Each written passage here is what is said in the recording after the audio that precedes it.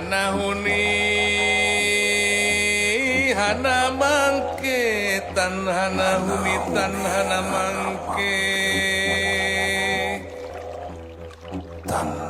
ayam baheula antetu ayeuna ante baheula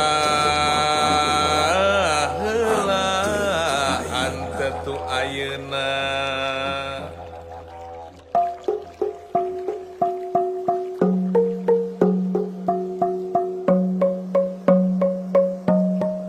Dari Galunggunglah sejarah Tasikmalaya bermula.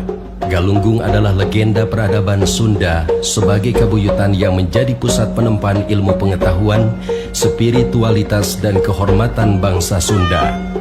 Kabuyutan Galunggung memiliki kuasa untuk ngabiseka, mengesahkan raja-raja Sunda untuk bertahta. Prasasti Geger Hanjuang merekam riwayat satu-satunya raja perempuan Tatar Sunda bernama Batari Hyang Janapati yang berkuasa di Galunggung pada abad 11 Masehi. Titah dan petuah bijak Sang Batari dicatat dalam naskah Amanat Galunggung, menjadi pedoman hidup orang Sunda hingga masa kerajaan Sunda Pajajaran berkuasa di Pakuan. Tasikmalaya, Sukapura Ngadaun Ngora. Kabupaten Tasikmalaya asalnya bernama Kabupaten Sukapura. Cikal bakalnya adalah Sukakerta, kerajaan kecil bawahan Sunda Pajajaran yang beribu kota di Dayeuh Tengah Salopa. Penguasa pertama Sukakerta adalah Sri Gading Anteg, hidup semasa Prabu Siliwangi bertahta. Namun, pada tahun 1579, kerajaan Sunda Pajajaran runtuh. Sementara itu, Sukakerta bersama federasi kerajaan Sunda kecil lainnya sepakat untuk berhimpun di bawah kerajaan Sumedang Larang. Pada masa Sumedang Larang dipimpin Gesan Ulun, wilayah Priangan terhimpit oleh 3 kekuatan kerajaan Islam, yaitu Kesultanan Cirebon di sebelah utara, Kesultanan Banten di sebelah barat, dan Kesultanan Mataram di sebelah timur.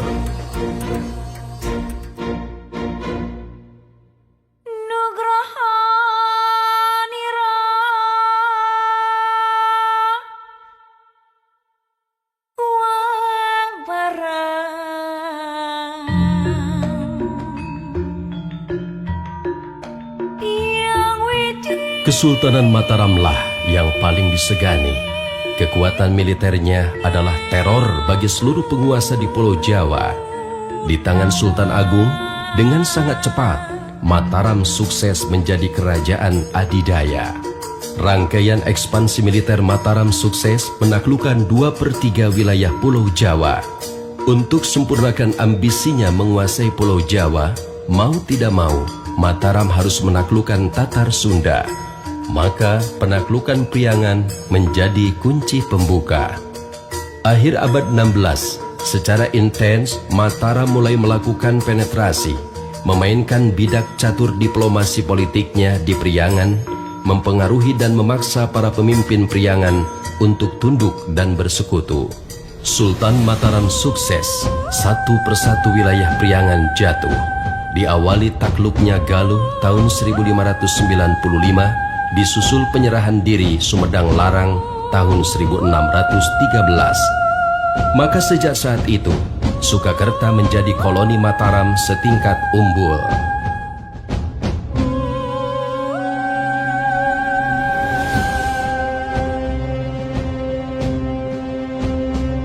Setelah menguasai Priangan, Sultan Agung hendak merebut Batavia dari tangan Banten yang bersekutu dengan kongsi dagang POC.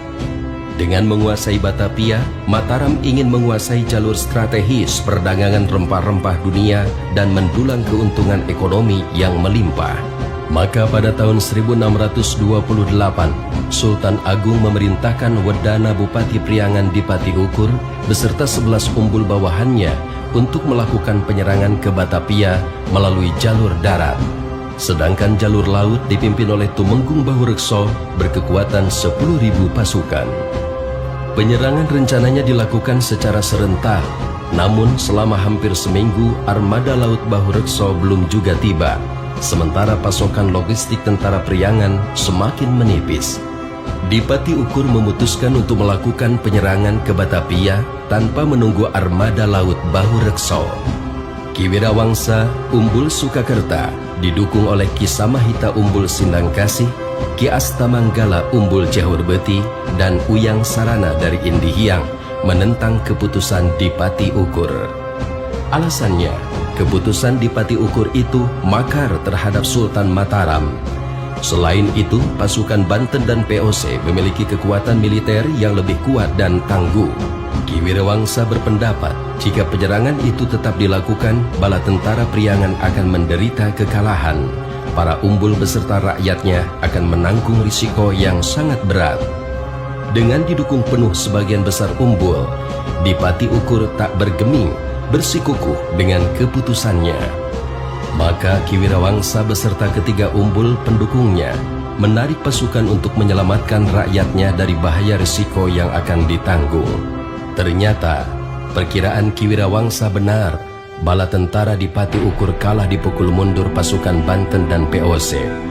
Darah juang ribuan rakyat Priangan pun tertumpah di Batavia. Akibat kegagalannya, tahun 1630, Dipati Ukur beserta ribuan bala tentaranya ditangkap dan dihukum mati Sultan Agung di Mataram.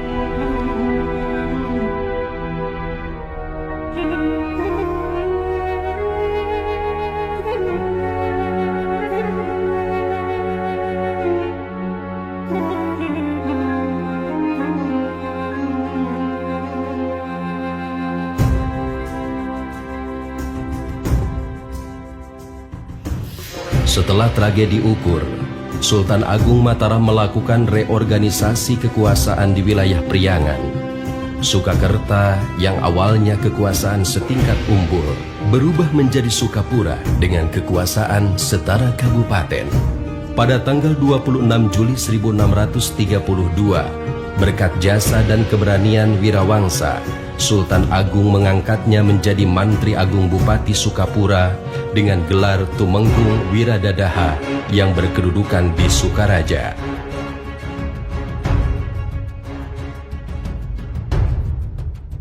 Penget serat piagem Insun Sultan kagaduh dening King Abei Wirawangsa kang satya maring ingsun sun jenengaken Mantri Agung Bupati Sukapura wedana kalih welas desane wong 300 iku kang kawrat dening Kiwadana sarta sun pradikaken saturunane lan sun titipaken ngulon ing Banten ngalor ing Cirebon ajana kang ngabibiru sakarepe sabab wis anglakoni gawe tigas janggane Dipati Ukur Bandung sarta sinaksenan pitung panjenengan titis serat piagem kang anurat dina Senen ping sanga sasi Mukaram tahun Jim akhir kang anurat abdining ratu pun niti sastra.